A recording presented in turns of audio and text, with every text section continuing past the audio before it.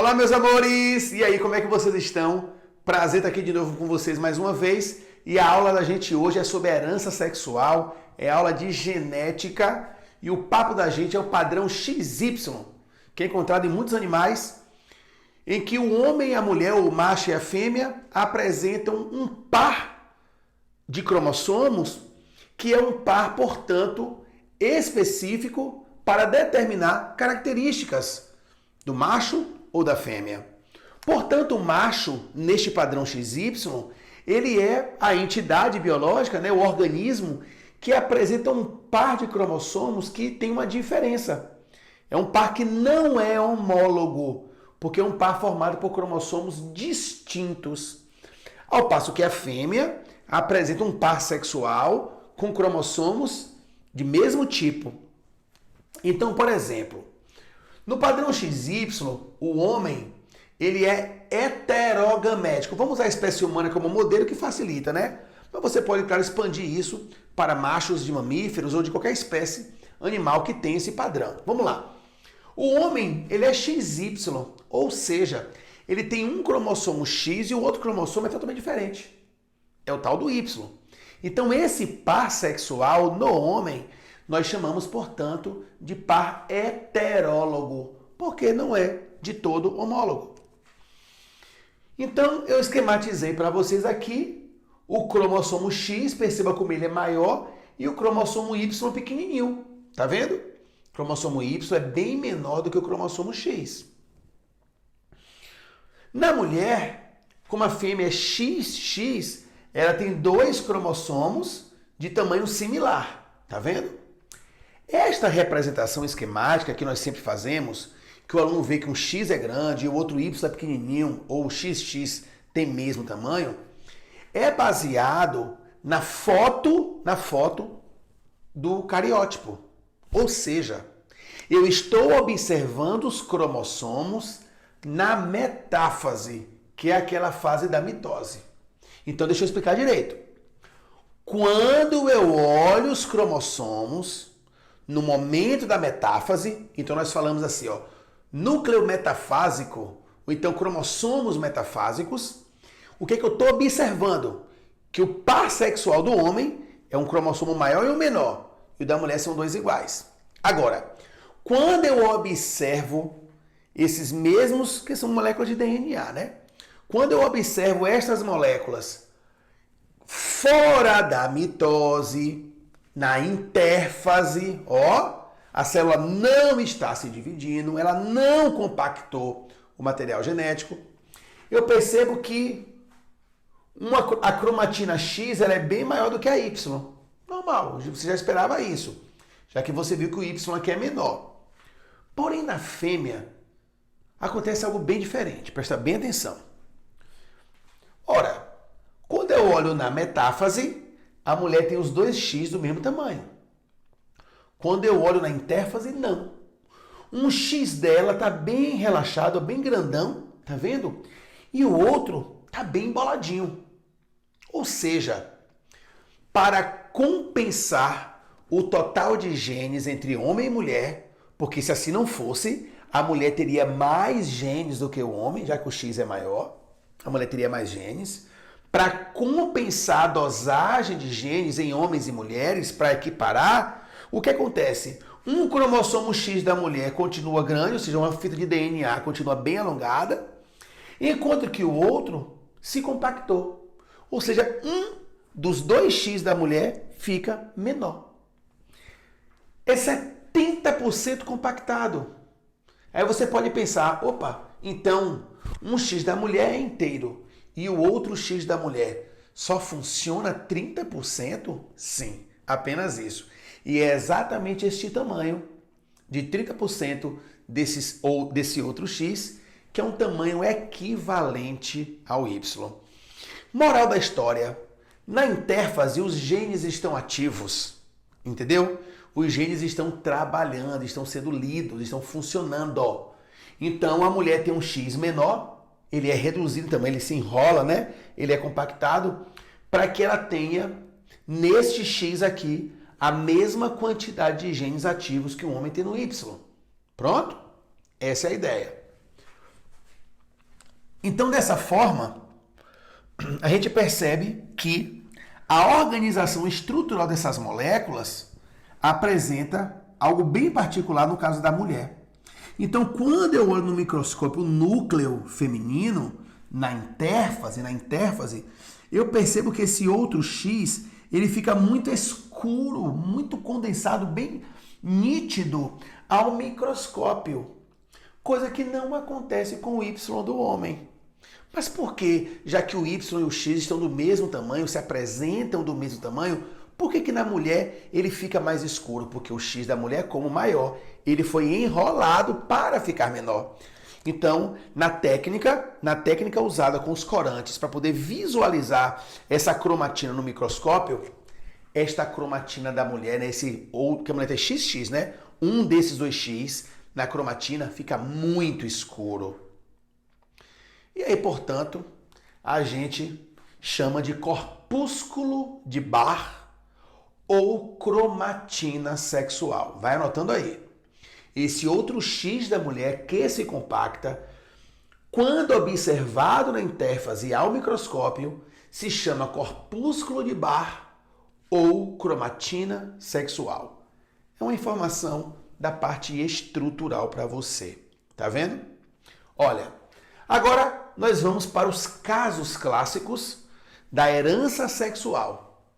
A herança sexual, ela tem uma diferença significativa em relação ao albinismo, em relação a outras características que você já conhece, exatamente porque na herança sexual eu tenho diferença de ocorrência entre homens e mulheres. O albinismo não é assim. Lembra, o albinismo é uma característica como autossômica. Então, nós temos 23 pares de cromossomos, não é assim? 23 pares. 22 pares são o quê? Autossomos. O 23º par é o sexual. Pronto? Então, quando nós estamos falando de características de herança sexual, não necessariamente em homens e mulheres acontece com o mesmo percentual. Já no albinismo acontece. Exemplo, qual é a chance de nascer uma criança albina? A chance de nascer uma criança albina é 1/4. Por exemplo, 1/4. Pronto, acabou. Não importa se é menino ou menina. Se a questão especificar, você vai multiplicar por 1,5, 1/2. Mas eu não posso falar assim, o albinismo só acontece em mulher. Eu posso falar isso? Não. Eu posso falar assim, o albinismo acontece mais nos homens. Não, não posso falar isso. Tanto faz. Para homens e mulheres, a doença tem a característica, tem o mesmo impacto. Aqui não. Na herança sexual, as características impactam de forma diferente homens e mulheres. Ou na intensidade do fenótipo, ou então até no percentual de ocorrência. Então, vem aqui comigo, bora ver aqui, ó. Primeiro caso que eu vou te mostrar é o daltonismo. Gente, todo o princípio que eu vou te ensinar agora no daltonismo também serve para hemofilia ou para distrofia muscular de Duchenne. Qualquer um desses três casos, a interpretação é a mesma porque são doenças ligadas ao X e são recessivas. Então, olha só. Quando nós falamos herança ligada ao X ou ligada ao sexo, essa palavra ligada aqui, ó, ela já faz uma referência ao X, tá vendo?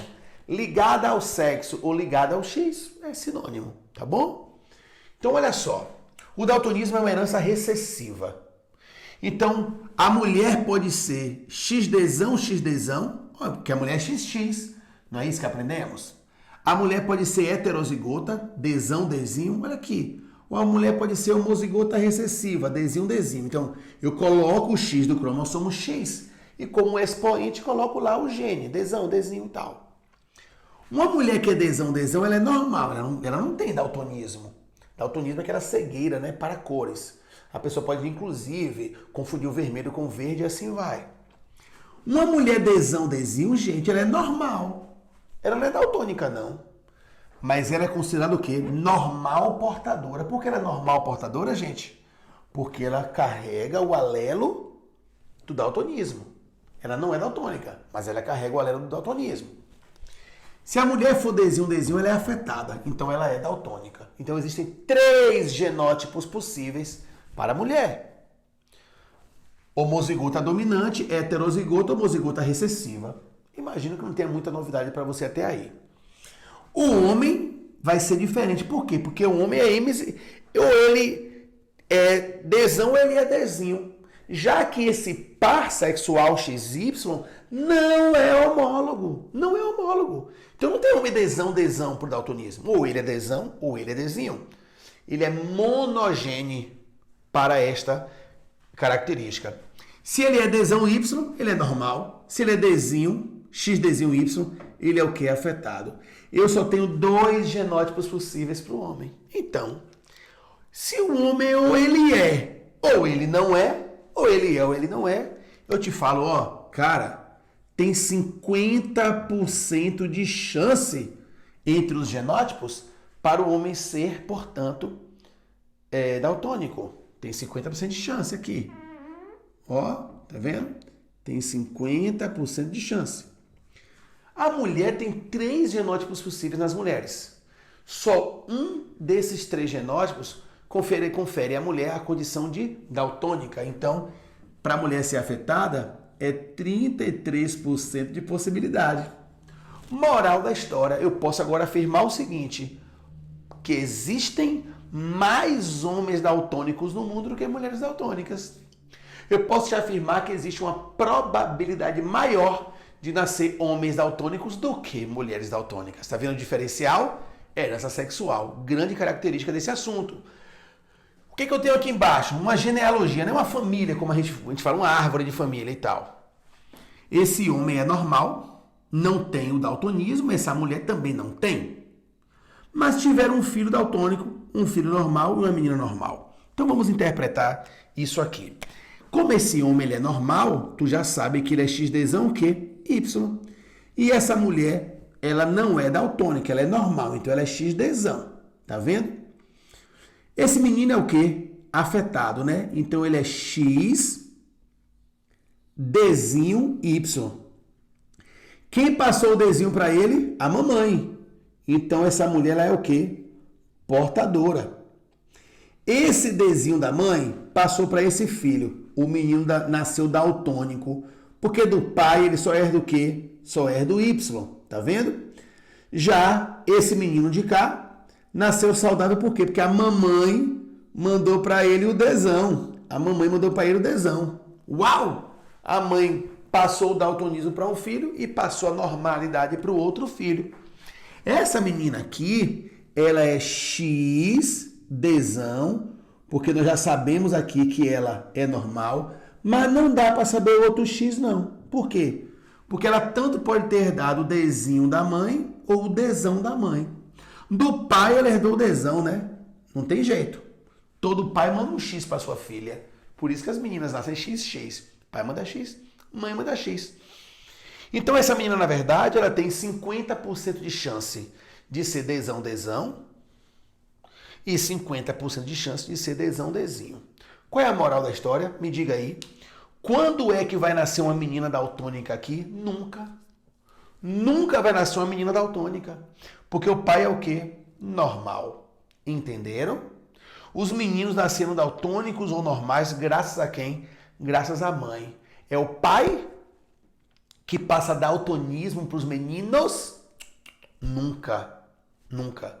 Não é pai que passa daltonismo para filho, é mãe que passa daltonismo para filho. Entendeu? Logo, também um pai que é normal, ele nunca terá uma filha daltônica, porque o X é para a filha, o X é para a menina, o Y vai para o menino. Então, essas características diferenciam o padrão de herança. Por isso que a herança sexual, às vezes, é um pouco difícil no início. Mas logo, logo você pega a manha e vai desenvolver bem aí nas questões. Certo? Pronto. Então, você pode fazer a seguinte dedução, a seguinte inferência. Holandes.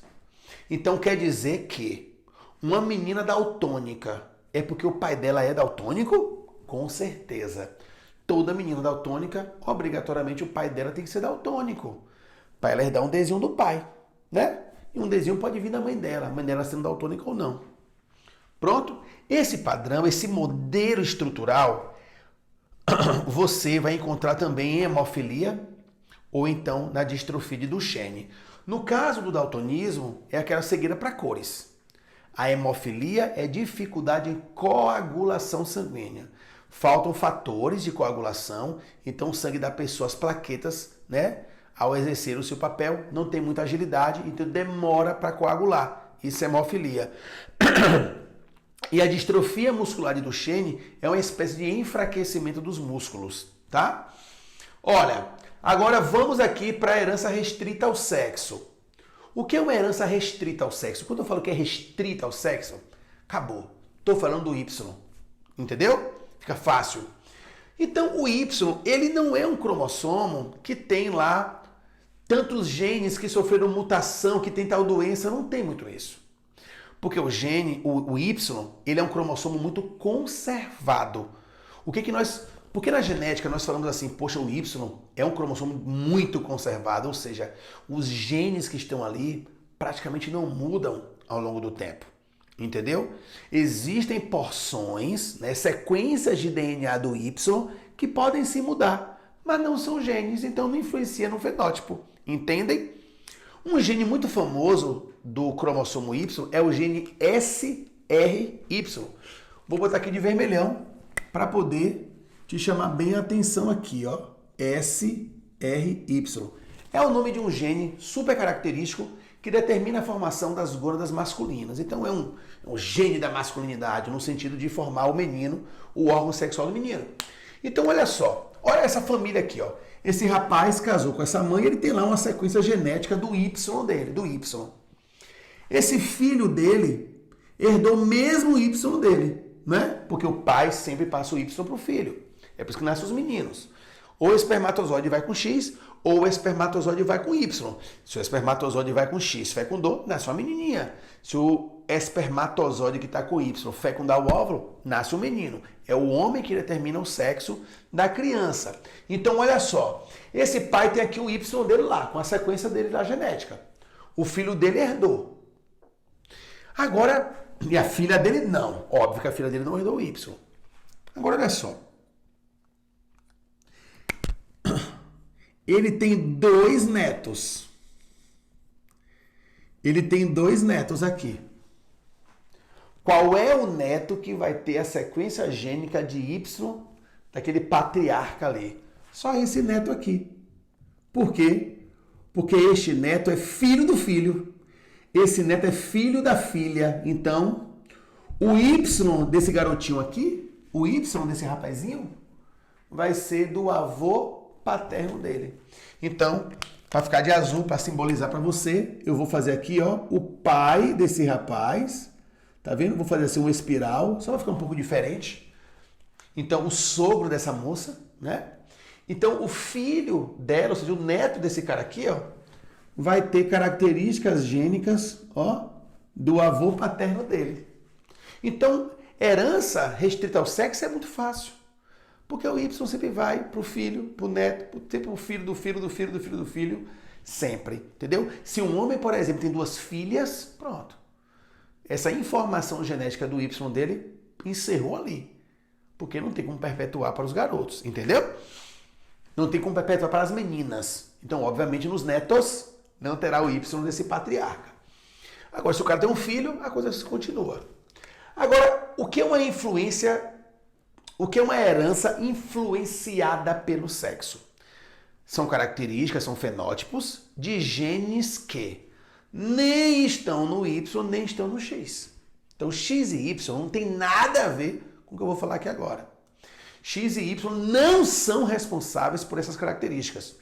Característica influenciada pelo sexo são características, são fenótipos que se manifestam de forma diferente entre homens e mulheres.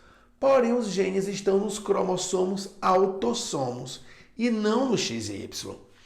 Então, por exemplo, caso calvície, é um clássico desse assunto. Então, aqui, por exemplo, ó, Czão para o homem, Czinho para a mulher, Czinho. Oh, desculpa, gente. Czão, Czinho. São os 3 genótipos, tanto para homem como para mulher, tá? No homem, se um homem é cesão, ele vai ser calvo, vai ser careca. Não é meu caso, por sinal, né? Eu não tenho isso. Se um homem é cesão, ele vai ser careca também. Então, cesão, homem careca. Cesão, homem careca. Cezinho, não é careca. Esta calvície que eu vos falo, ela há de se manifestar no homem até os 30 anos de idade. Se ela se manifesta pós 30, lá para os 40, 50, ela pode estar acontecendo por outros motivos. Agora, esta aqui, genética, o cara vai começar a ficar careca antes dos 30. Bem jovem ainda, já está perdendo o cabelo para ficar careca. Agora, para ver a mulher. Uma mulher cesão é careca? Bem, eu tenho que considerar que ela é calva. Né? Eu preciso aqui considerar que ela é calva. Mas a intensidade da queda de cabelo não é como no homem. É bem mais moderado, bem ameno na mulher. E muitas vezes essa mulher vai ter essa situação bem mais tarde, inclusive, na idade dela. Então, Luana diz, e se a mulher for cezinho, ela é calva, ela é careca também? Não, não é não. Olha que interessante. E se ela for cezinho, também não. Então, a mulher só vai ser calva se ela for cesão. E mesmo assim a calvície nela não vai ter a mesma intensidade de um homem.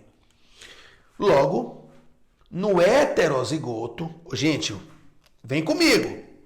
Olhando o heterozigoto, o que te chama a atenção? Fica parecendo que no homem o cesão domina o cezinho, por isso ele é calvo.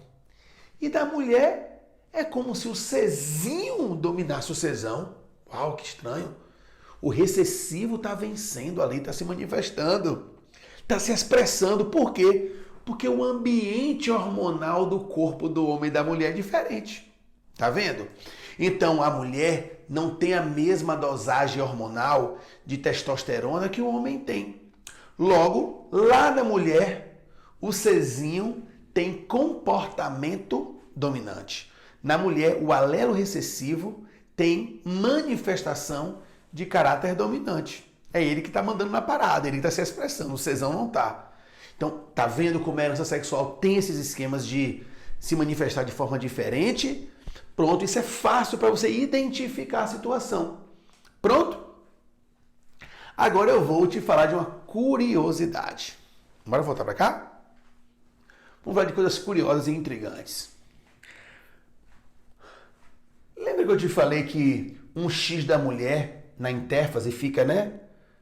É bem relaxado e que o outro tem que se compactar? Lembra disso? Eu te falei isso. Então, esse segundo X aqui da mulher, ou um dos dois X, né, que ela tem, vai ficar menor. Olha que coisa curiosa, que pode acontecer numa mulher portadora por daltonismo. Daltônica não, portadora por daltonismo. A mulher XDzão, XDzinho. Pega a visão do que eu vou te falar, pelo amor de Deus, presta muita atenção. Pode acontecer de, em um olho da mulher, o XDzão dela está relaxado. E o Dzinho está no outro X que está compactado. Então a mulher tem visão normal em um olho. XDzão, XDzinho. E no outro olho, olha que coisa louca, o XDzão dela se compacta. Foi o que se compactou. Olha que louco. E o XDzinho não se compactou, porque é um dos dois X que se compacta.